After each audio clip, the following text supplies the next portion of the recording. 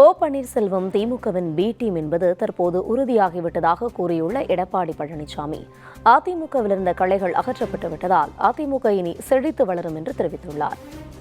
கேடு நினைப்பவன் கெட்டு போவான், உப்பை தின்றவன் தண்ணி குடித்தே ஆக வேண்டும். அதே போல இந்த இயக்கத்திற்கு துரோகம் விளைவித்தார், அதனால அவர் வெளியேறி இருக்கிறார்.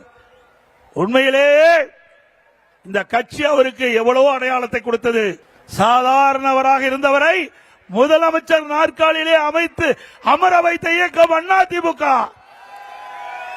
அந்த நன்றியை மறந்து பொன்மனச்செம்மல் புரட்சி தலைவர் எம்ஜிஆர் திமுக தீய சக்தி, அதை வேரோடு தமிழகத்திலே அழிக்க வேண்டும், அதற்காக அதிமுகவை தோற்றுவித்தார்.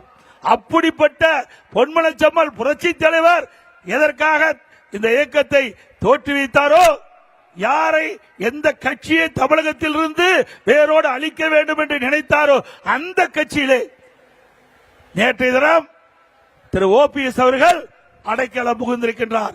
நான் ஏற்கனவே குறிப்பிட்டேன், பி டீம் என்று.